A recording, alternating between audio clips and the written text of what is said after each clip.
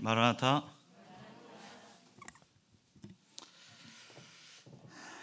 네, 가족들과 아침에 이렇게 지내시고 부랴부랴 오셨죠?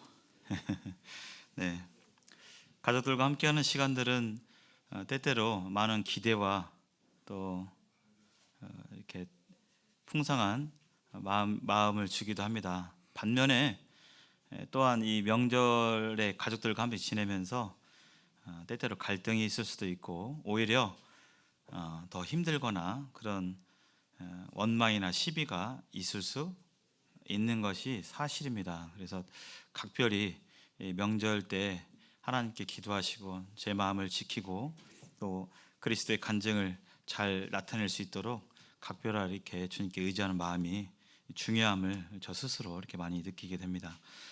오늘 말씀은 처음 사랑을 회복하라, 2023년 교회 비전에 대해서 어떻게 좀 순종해 나갈 것인지에 대해서 함께 교제를 나누겠습니다. 1월 1일에 우리 김선정 선생님을 통해서 이 교회 비전에 대해서 말씀의 원리들에 대해서 이렇게 들었고요. 또 성도 집회 기간을 통해서 말씀에 대해서 이 처음 사랑을 회복하는 그 원리에 대해서 자세히 이렇게 들었는데요. 오늘 함께 그런 부분들 구체적으로 어떻게 할지 좀 안내해드리고 교훈을 받는 시간 갖도록 하겠습니다. 이 에베소 교회에게 주신 주님의 분명한 메시지였습니다. 이 계시록 2장 이하에 나오는, 그래서 처음 사랑을 회복하라 라는 말씀은 에베소 교회에게 하신 말씀인데요. 우리 교회에 대해서 주님께서 우리 교회에 주님의 그 뜻이 있을까요, 없을까요? 예, 분명히 있습니다. 길 있는 교회를 향한 하나님의 이 각 교회를 향한 그 하나님의 구체적인 그런 바램과 또 평가 이런 부분들이 있는데, 하나님께서 우리 교회에 대한 그런 분명한 메시지가 있습니다. 에베소는 이 소아시아 지역, 오늘날 터키 지역에 소아시아의 7교회, 계시록 7교회가 나오는데요. 이 위치에 있습니다. 오늘날 터키 지역이고요. 지도에서 보시는 바와 같이 어디와 가깝죠? 육지하고 바다 중에서요? 바다 가깝습니다. 저희 동그라미 친데에서 한 4km, 5km 되면 바다가 나와요. 제 근무지가 군산인데요. 전주는 아무리 뭐 자전거 타고 가도 바다가 나와요, 안 나와요? 안 나오는데 군산은 제가 근무해 보니까 차 타고 좀 가니까 바다가 바로 보이더라고요. 우리 도시를 생각하면 느낌이 떠오릅니다. 그렇죠? 금산 하면 뭐가 떠오르시죠? 인삼 이렇게 떠오르잖아요. 근데 성경에 이런 도시들을 보게 될 때 그렇게 떠올려야 됩니다. 그 지역 잘 우리가 이제 가보지도 않았고 또 지금 현존하는 도시도 아니고, 지금도 있는 도시도 있지만 옛날엔 도시였지만 없어진 도시들도 있기 때문에 이 에베소는 이 소아시아 지역에서 정치, 그 당시 이 로마 하에서 정치, 경제, 문화의 중심지였습니다. 이 소아시아 지역 터키의 수도는, 공식적인 수도는 버가모였는데, 위쪽에 있는 버가모였는데, 수도는 버가모였지만 실질적인 제1도시는 에베소였습니다. 굉장히 번성하고 부유하고 사람들이 많고 북적북적한 그런 도시고, 에베소에서 남서쪽으로 가면 반모섬이 있죠. 약 80에서 90km 정도 떨어져 있는, 전주에서 대전거리에 있는 거리가 반모섬이고, 계시록을 기록했던 사도 요한이 나중에 이 반모섬에 유배를 가고 거기서 죽지 않고 유배가 풀려서 다시 에베소 교회에서 사역하다가 이렇게 돌아가셨습니다. 그래서 이 교회에 대한 말씀인데요. 이 교회에 대한 주님의 이 명령이 여기만 국한될 것인가? 그렇지 않습니다. 그래서 처음 사랑을 회복하라고 했는데요. 여기 제가 한번 읽어보겠습니다. 그러나 너를 책망할 것이 있나니 너의 처음 사랑을 버렸느니라. 그러므로 어디서 떨어졌는지를 생각하고 회개하여 처음 행위를 가지라. 제가 주님을 믿고 해마다 그 연초에 말씀 계획을 세웁니다. 제 기질이요, 계획을 세우는 기질입니다. 그래서 우리 젊은 천영 형제 자매님들은 아시겠지만 ISFJ라고 뭐 있어요. 사람마다 성격이 다르잖아요.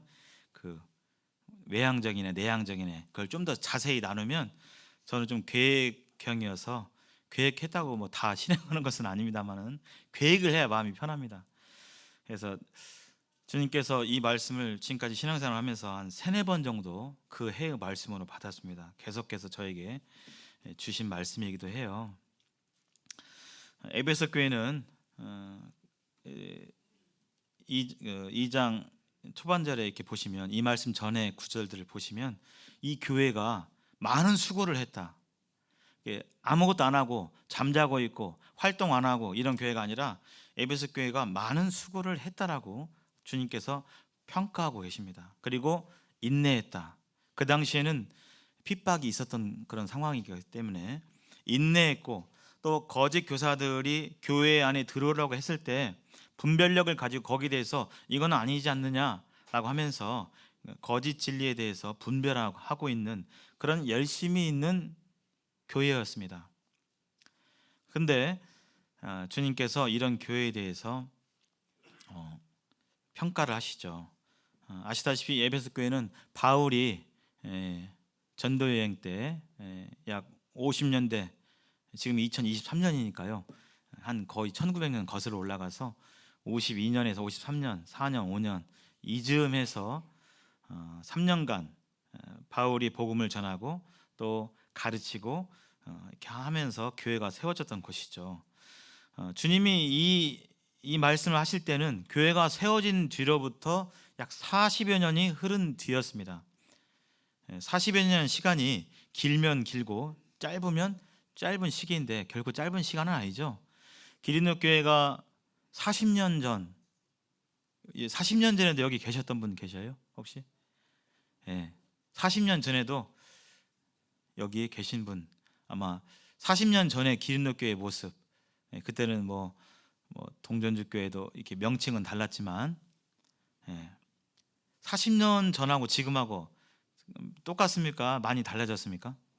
많이 달라졌습니다. 영적인 분위기, 또 성도님들의 그때의 어떤 분위기, 사역, 또 섬김, 성도들 가린 사랑, 복음을 전하는 열심, 또 타 지역을 향한 타 지역 교회 성도님들을 향한 그런 마음들, 교제들 지금하고 다 완전은 아니지만 분명히 같지는 않습니다. 40여 년이 지난 시점, 에베소 교회가 개척되고 40여 년이 지났습니다. 그동안 많은 일꾼들도 있었고 아시다시피 이 에베소 교회에 네노라는 사역자들이 사역을 했죠. 뭐 브리스길라 아굴라 부부부터 시작해서 누구 됐죠? 바울도 사역했고 또 두란노 소원에서 바울이 가르쳤잖아요. 그 제자들이 가르쳐서 이 인근으로 다 파송돼서 또 전도하고 교회를 세우고 또 디모데도 여기서 사역했고 두기고라는 사람도 사역했고 또 나중에 요한 사도도 여기서 사역하고 했던 곳입니다. 그래서 시간이 흐른 뒤에 겉으로 보기에 안정적이고 또 많은 수고, 많은 일들을 하고 또 잘 되어져 가는 것처럼 보이고 해서 사람들의 평가는 잘하고 있구나 이럴 수 있었겠죠. 그러나 40여 년이 지난 시점에서 주님의 이 교회를 향한 평가는 분명히 주님께서 짚어주고 있습니다. 너를 책망할 것이 있다. 그래서 그것은 너의 처음 사랑을 버렸다. 이것은 겉으로 보이는 것이 아니라 우리 내면에 우리 마음속 깊은 곳에 마음 중심의 모습을 주님께서 보고 계시는 것입니다. 이 시간에도 우리 사람들은 마음속 깊이까지 못 보잖아요. 그렇죠? 부부도 마음속을 잘 모르는데 자식도 무슨 생각을 하는지 잘 모르는데 하나님께서는 우리 마음의 중심을 아신다는 것입니다. 우리 마음속 깊은 곳에 그 동기, 무엇 때문에 이런 수고를 하고 무엇 때문에 주님을 섬기고 무엇 때문에 헌신하고 이러한 마음 중심을 주님께서 아신다는 거예요. 근데 그 부분에 대해서 겉으로 보기에 에베소 교회가 많은 수고하고 인내하고 분별을 가지고 했지만 주님께서는 그 마음 중심을 꿰뚫어 보시고 처음 사랑을 버렸음을 책망하고 계십니다. 내 신앙의 수고와 섬김, 지금 주님을 섬기고 계시죠? 우리 자매님들 애찬도 하시고 우리 형제님들 전도하시고 또 청소도 하시고 또 성도님들 섬기시고 또 교회 사역들 감당하시고 하시는데요.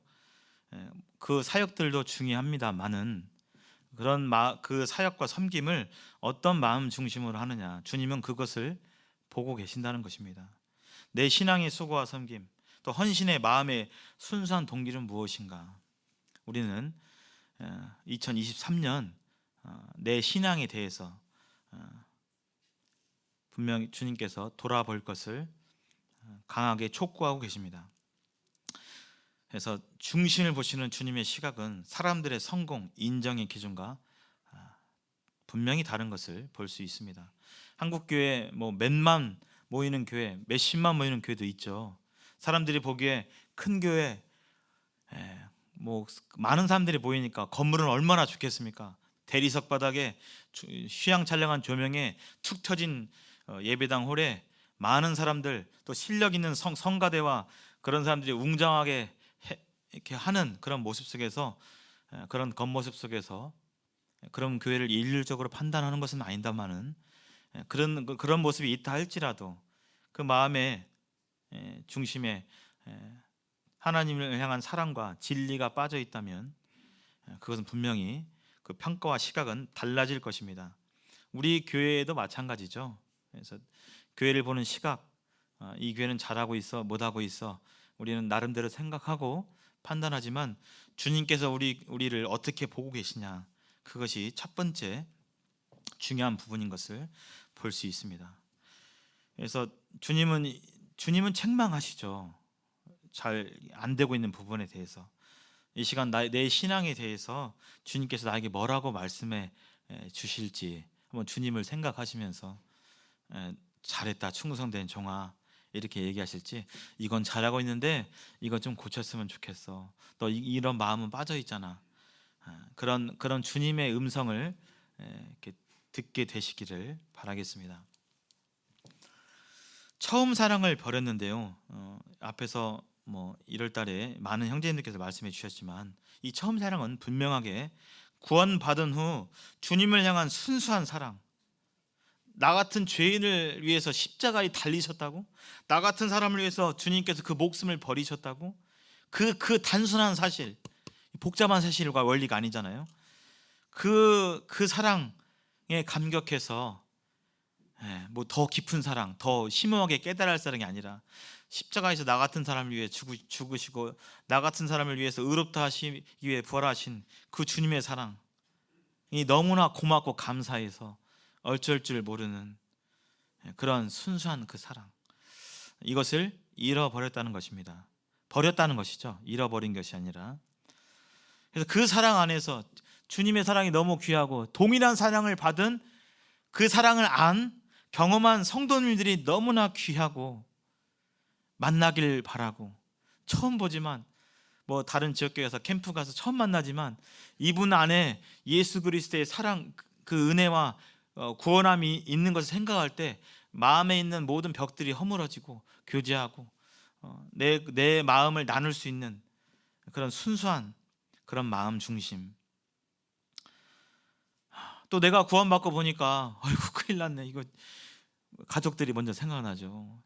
천국과 지옥이 없으면 모를까, 지옥이 분명히 있는데, 그리고 인생의 시간은 금방 흘러가는데 이웃을 향한 그 사랑, 그 간절함, 그 급함, 그래서 막 성급하게 복음 전하고 막 때때로 다그치기도 하고 하면서 교훈받고 그런 마음들. 그다음에 처음 사랑에서 나오는 그 예배 시간에 신선한 고백과 간증. 정형화되진 않았지만 구원받은 지 10년, 20년 되어서 그런 형제님들의 어떤 것 같은 그런 원숙한 그런 건 아니지만 투박한 표현이고 서툰 표현이지만 예배 시간에 그 떨리는 음성으로 하나님께 순수하게 드리는 그 감사와 그 간증들, 또 특성, 제 삶 가운데서도 이게 많이 사라졌더라고요. 특성 같은 것이요. 뭐 바쁘다는 핑계로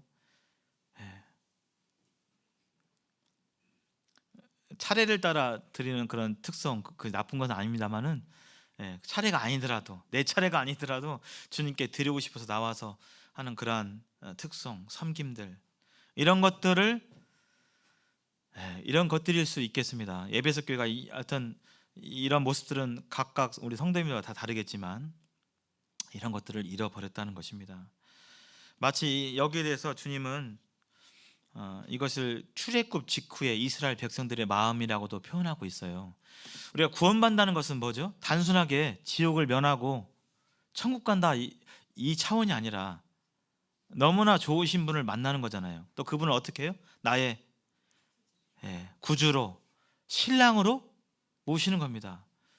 사랑의 관계예요. 우리는 사랑의 관계. 그냥 일적인 저기 무슨 이방신들에게 물질적으로 뭐 이렇게 경배하고 막 이방신들 그러잖아요. 막 재물 안 주면 막 재앙 내려버리고 이런 게 아니라 우리의 이 참된 신앙은 놀라우신 그 하나님께 우리가 경배드릴 뿐만 아니라 사랑을 고백할 뿐만 아니라 그분과 사랑을 함께 나누는 거잖아요.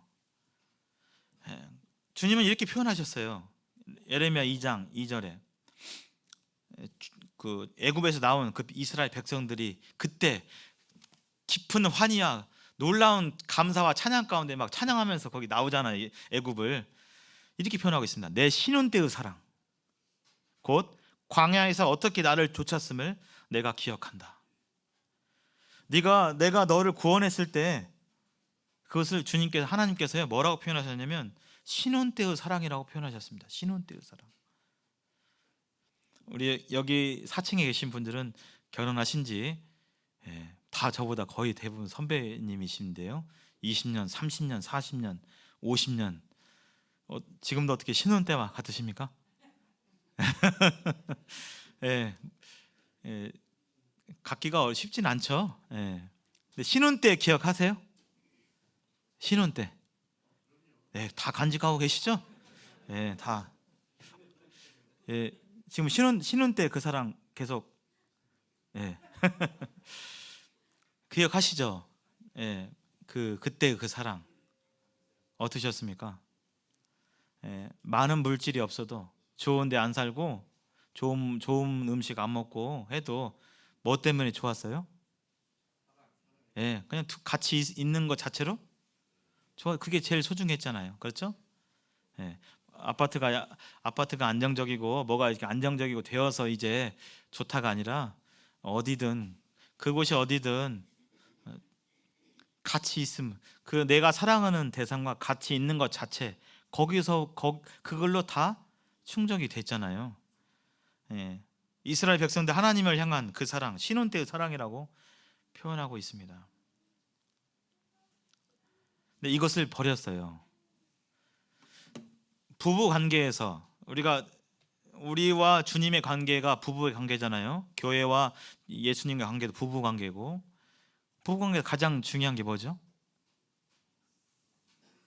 가장 1순위가 뭐예요? 사랑이죠, 서로. 그렇죠? 뭐 의무, 뭐 그 기타 것들은 부수적인 것이고, 두 사람의 그 사랑이죠. 특별히 우리는 주님 안에서의 그 사랑, 주님이 주시는 그 사랑으로 서로를 사랑하는 것. 근데 그게 빠져 있다면 같이는 살고 있지만 얼마나 마음은 냉랭하고 씁쓸하고 차갑고 메마르고 힘들겠습니까? 부부는 사랑의 관계잖아요. 그게 빠져버린 상태에서 아무리 뭐 고려등 같은 집에서 좋은 차와 뭐 부족함 없는 물질과 뭐 그런 것이 있다 할지라도 그 마음에 진정한 그런 안정과 행복감이 들겠습니까? 주님은 바로 이 신혼 때의 사랑이라고 표현하고 있습니다. 구원했을 때 그 직후의 사랑. 여기 그 처음 사랑을 잃어버렸다고요? 버렸다고요? 잘 보시기 바랍니다. 잃어버렸어요? 버렸어요? 버렸어요. 아이고 잊어버렸네, 깜빡 잊고 잊어버렸네, 이게 아니라 버렸다고 표현하고 있습니다. 다른 말로 대체해버렸다라고 표현하고 있어요. 솔로몬이 제일 처음에는 여호와를 사랑했다고 했는데 후에 솔로몬은 누구를 더 사랑했어요?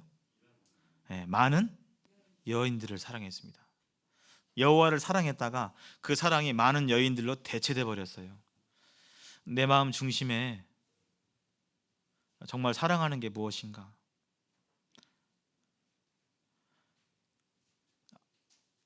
이 세상에 영원한 것들은 없습니다. 물건이든 또 그 대상이 사람이든 영원한 것은 없습니다. 이 버렸다는 것은 대체해 버렸다는 것입니다. 그래서 사랑이 없으면 고린도서 13장에서 말씀하고 있잖아요. 아무것도 아니다고, 울리는 꽹과리다고. 우리 신앙에서 정말 모든 신앙의 동기, 왜 그것을 하는가? 왜 전도하는가? 왜 헌금하는가? 왜 특송하는가? 왜 애찬으로 섬기는가? 그 모든 동기는 바로 주님을 향한 사랑이어야 합니다. 또 주님은 그렇게 할 수 있는 충분한 놀라우신 넘치도록 큰 사랑을 이미 우리 마음 심령에 부어 주셨습니다. 이 처음 사랑을 버리게 될 때, 이런 사랑을 잃어버리게 될 때, 주님을 향한 그 순수한 주님 한 분만으로 만족하는 그런 마음 중심을 잃어버리게 될 때 삶 가운데 간증은 힘이 없어지고, 디모데후서 3장 이하에서 말씀하시는 것처럼 경건의 모양은 있지만, 형식은 있지만 삶 가운데서 경건의 능력, 내 영혼이 계속적으로 성장하고 변화되고, 해가 가면 변화되고, 또 내 삶 가운데서 성령으로 말미암은 열매들이 맺혀가고 하는 그런 경건의 능력들은 나타나지 않게 될 것이라고 주님은 경고하고 계십니다. 그래서 이거 어떻게 할까? 어디서 떨어졌는지를 생각해야겠죠. 어디서 떨어졌는지 생각한다는 것은 계속 생각하고 회상하라는 뜻입니다. 여기 이 성경의 원어에 보면 시제가 있어요. 시제. 헬라어는 시제가 있는데, 여기에 쓰인 원어의 시제는 생각하라는 것은 한번 생각하고 끝내라가 아니라 계속 생각하고 회상하라. 그래서 사실 이 말씀을 제가 안 드리려는데 벌써 앞에서 형제님들 두 분께서 말씀해 주셨잖아요. 그러나 계속 생각할 필요가 있고, 여기 말씀에서 권하고 있기 때문에 다시 한번 이 말씀을 전해드립니다. 계속 생각하고 회상하라. 내 상태를 정확히 평가해야만 회복을 기대할 수 있습니다. 내가 지금 어느 상태에 있는지, 어디서 떨어졌는지, 무엇을 바꿨는지. 솔로몬은 주님 사랑을 여인들하고 바꿨는데, 나는 그 주님을 향한 구원받은 후에 그 순수한 마음을 무엇과 바꿨는지, 무엇이 그런 마음들을 빼앗아 갔는지 생각해 보고 거기에 대해서 분명한 돌아섬이 있어야 되겠습니다.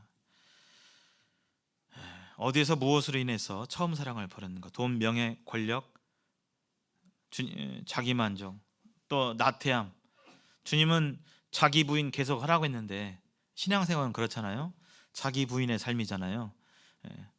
구원받을 때, 우리가 복음을 들을 때 내 생각을 버리지 않으면 진리이신 예수님을 받아들이지 못하는 것처럼, 예수님을 받아들인 이후의 삶 또한 내 생각을 버리고 내 계획을 버리고 계속 내 안에 있는 나의 어떠함을 신뢰하지 아니하고 그것을 부인해 버리고 말씀을 쫓아 살아가게 될 때, 그 말씀이 내 삶 가운데서 역사가 일어나는데, 거기에 대해서 이렇게 하루하루 실패하게 될 때 우리는 그런 사랑을 잃어버릴 수 있습니다.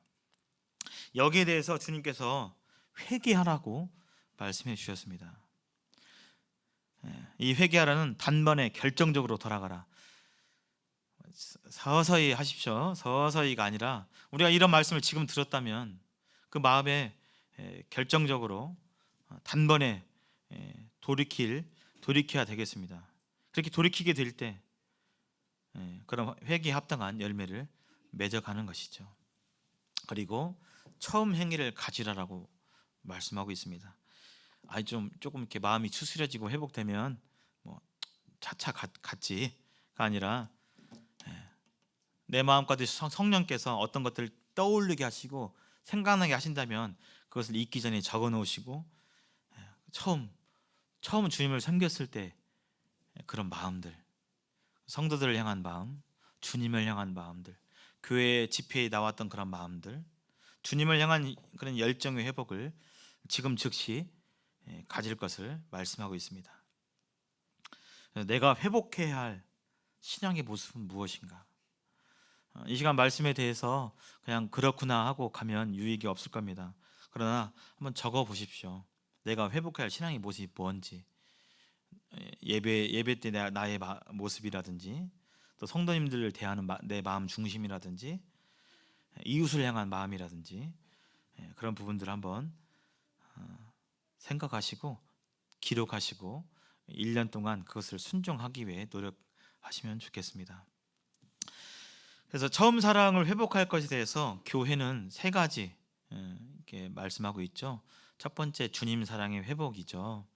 이것이 회복되지 않으면 나머지 두 번째, 세 번째는 진정으로 변화되기는 어렵습니다. 왜냐하면 우리 삶의 원천이 바로 주님과의 사랑이기 때문에 그래요. 이것이 없으면 우리는 이웃을 사랑해야 되는 것은 알지만 살아갈 힘이, 마음이, 여유와 힘이 없습니다. 남편이 아내를 사랑하고 아내가 남편을 사랑해야 되는데 알죠. 많이 들어봐서. 근데 그러할 영적인 힘 어디서 나와요? 바로 주님 사랑에서 나오는 것입니다. 주님과의 뜨거운 사랑의 그 관계를 회복했을 때 거기서 남편을, 아내를 불쌍히 여기고 긍휼히 여기는 마음, 이해하고자 하는 마음, 왜 그래? 왜 그래가 아니라 거기서 나오는 것이죠.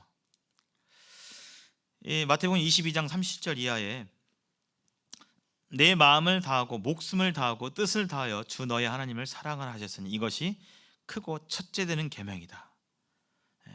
그래서 첫 번째 회복해야 할 것은 예배의 회복, 주님 사랑에 대한 그 회복입니다. 그래서 구체적으로 우리가 실천, 이렇게 순종에 대한 그 것들을 좀 적었죠. 그래서 첫 번째가 합당한 태도로 주의 만찬에 감사와 찬송으로 참여하기, 이렇게 함께 정했습니다. 그래서 합당한 태도는 무엇이냐? 외적인 태도와 내적인 태도가 있겠죠. 외적인 태도는 주의 만찬은 혼자 예배 드리는 것이 아니라 공적인 예배죠. 그래서 공적인 약속이기 때문에 공적인 시간을 지키고, 또 우리가 다른 사람을 만나는 것도 아니고 나의 구세주, 나의 은인, 나의 왕을 만나는 자리이기 때문에 우리가 뭐 조금 어려운 분 만날 때 조금 신경 쓰고 가잖아요. 그렇죠? 그런 우리가 율법적으로 막 정할 수는 없지만 예의 바른, 정말 격식에 맞는 그런 옷을 입고 예배당에 와야 되고, 또 왕께 합당한 그런 연보등을 준비해서, 예물을 준비해서 또 와야겠죠. 그리고 공적 예배 시간에 합당한 태도란 덕을 세우는, 교회의 덕을 세우는, 하나님의 영광을 드러내는 그런 모습이어야 되겠죠. 그래서 휴대폰 사용이라든지, 또 예배 시간에 간식을 먹으면서 이렇게 한다든지 하는 것은 왕께 대한 합당한 예의가 아니겠죠. 우리 어떤 좀 어려운 자리에서는 과자 부스럭부스럭 먹어요, 안 먹어요? 막 좀 어려운 자리입니다. 지금 막 굉장히 중요한 자리고, 아주 그런 자리에서 막 과자 먹으면서 쉽게 먹지 않잖아요. 그래서 간단한 음료나 이런 건 되겠지만 그 높아심에서 이렇게 말씀을 드립니다. 내적인 태도는, 합당한 태도는 무엇인가? 죄에 대한 회개를 하고 예배에 참석해야 되겠죠. 내 마음 가운데 미움, 세상 사람들을 향한 미움이든지 형제들을 향한 미움이든지 다툼, 또 상처를 주거나 받고 용서하지 못하는 마음들, 그런 부분이 있다면 하나님께 먼저 회개하고, 또 그 사람에게 가서 용서를 구하고 평안한 마음 가운데서 예배를 드릴 것을 하나님께서 강하게 말씀하고 있습니다. 고린도전서 11장 이하에 보면 자기를 살피지 않고 예배를 이렇게 드리게 됐을 때 심각한 교회 문제가 되었었고, 또 그로 말미암아 하나님의 징계가 교회 안에 있었죠. 그래서 어떻게 예배의 회복을 하느냐? 합당한 태도로 예배 드리는데, 바로 이러한 우리 마음 가운데 이러한 부분이 있다면, 평안하지 못한 마음에 뭔가 거리낌이 있는, 그래서 성령께서 뭔가 일깨워 주시는 것이 있는데 자꾸 거기에 대해서 이렇게 안 하고 하게 될 때 마음에 평안함이 없게 되죠. 그래서 주에 대한 회개 가운데서 주의 만찬에 참여해야 되고, 이 주의 만찬에 참여하게 될 때 삶 가운데 예배 드리고 준비해서 예배를 드릴 것이 필요합니다. 특별히 성도님들께서는 예배를 준비하시고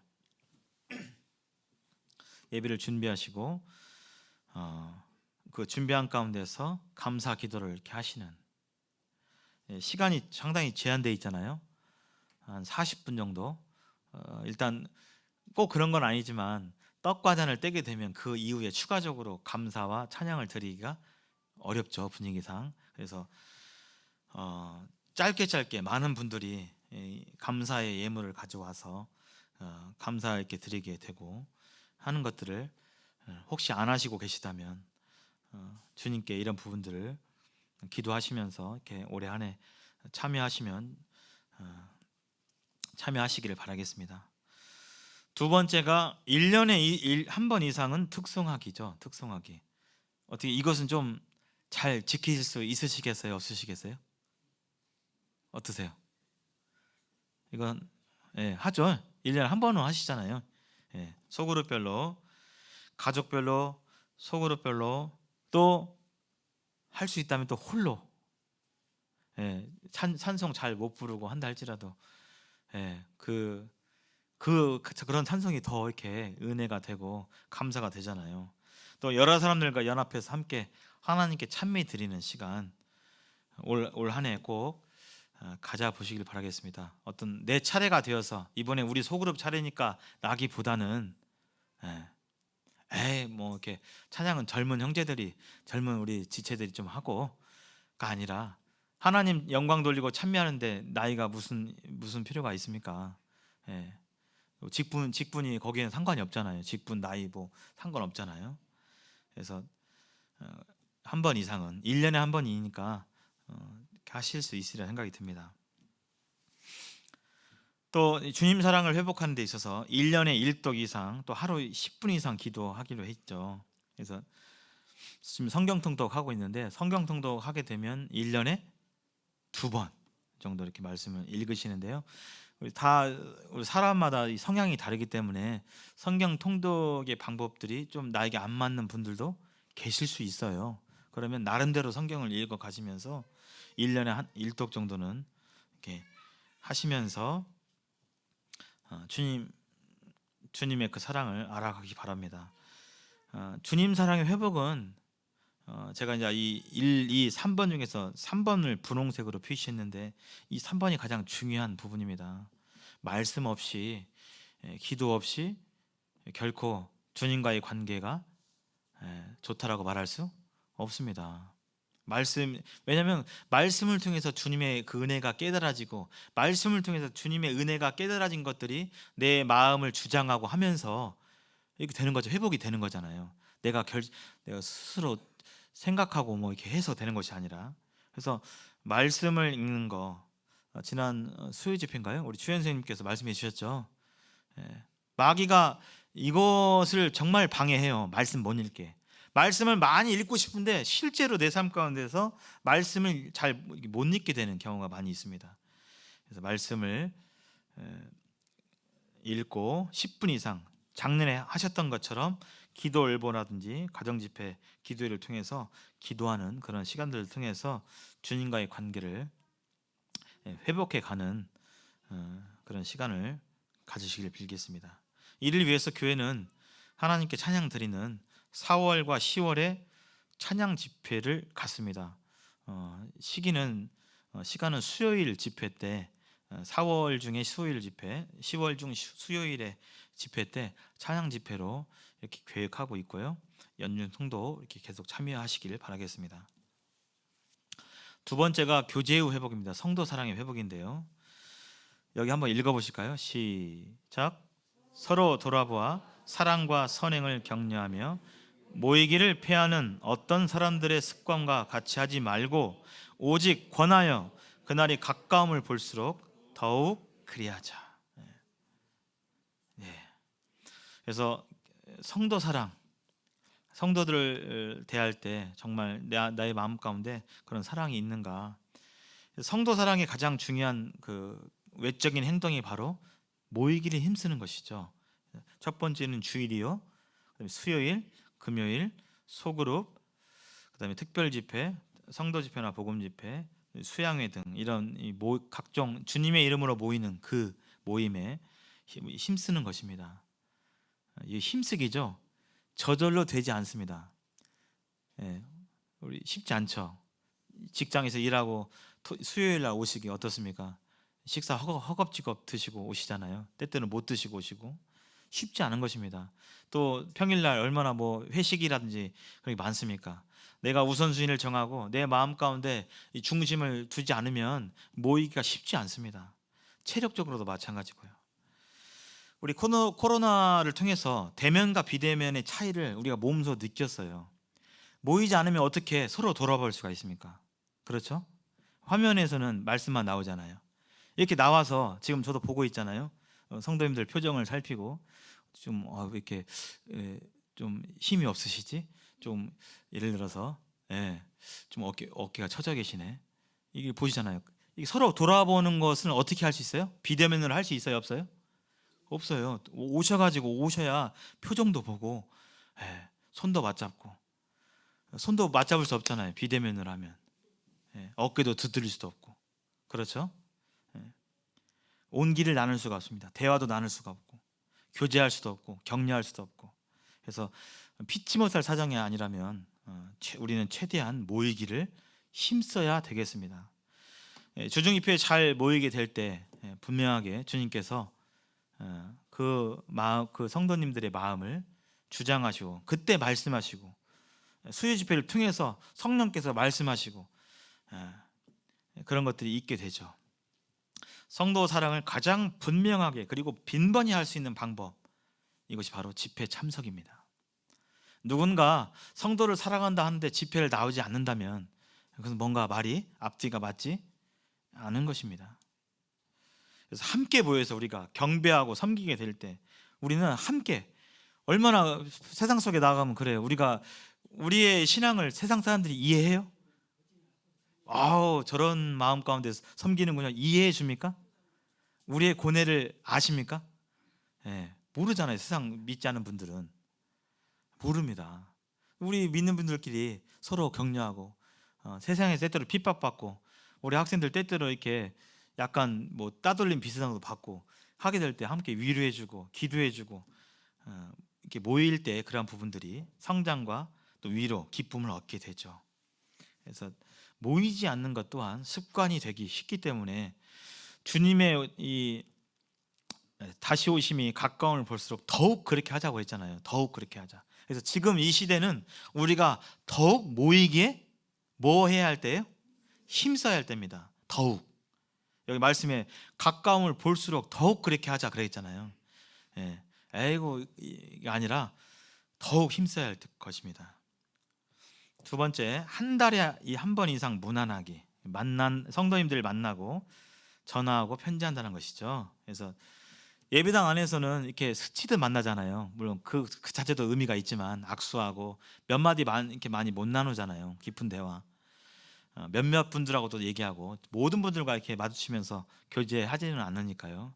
그래서 이런 부분이 부족하고 늘 교제에 갈급함이 있기 때문에 한 달에 한 번 정도는 직접 만나든지 전화하든지 또 이렇게 하든지 해서 좀 마음을 열고 나눌 수 있는, 또 공감도 받고 격려도 얻으면서 위로도 받고 함께 기도해 줄 수 있는 그런 기회와 시간들을 꼭 한 달에 한 번 정도는 이렇게 갖기를 바랍니다.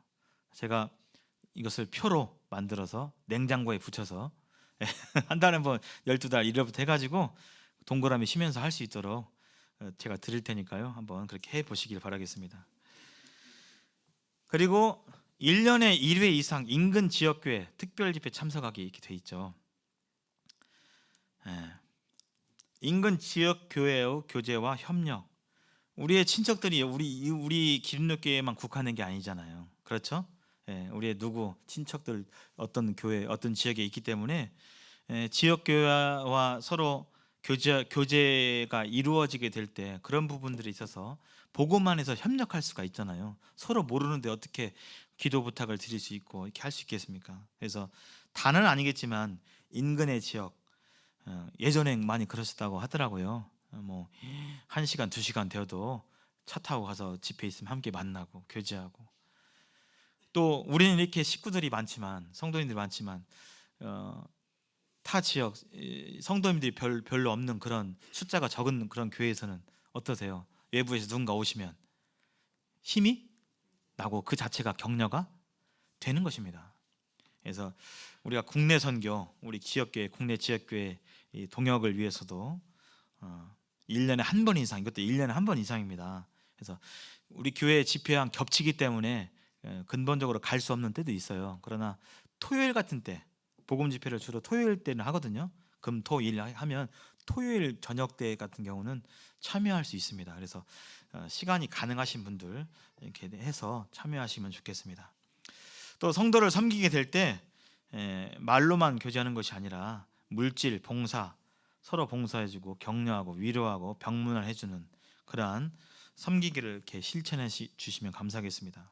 예를 들어서 성도들이 단기 선교를 간다, 청년들이 물질로 동역한다든지, 또 애찬을 하지만 아유 내 순서 아닌데 나는 아니라 이렇게 좀 힘든 것 같다, 뭔가 좀 어려움이 있다, 그러면 서로 돌아봐 그랬잖아요. 서로 돌아봐 가지고 아이고 저기는 좀 힘든 것 같네 해가지고 좀 도와주기도 하고, 또 가정에서 애찬 도와주기도 하고, 성도님들 강사님 접대하는데 어떤 가정에서 접대하게 될 때 그 가정에서 다 알아서 하겠지가 아니라 나는 못 가더라도 맛있는 반찬 하나 해가지고 그 집 이렇게 주고, 그러면 얼마나 그 자체가 동역이 되겠습니까? 또는 같이 가서 음식을 이렇게 접대한다든지 그런 아름다운 동역, 우리가 지금 해가고 있는 것들이 있거든요.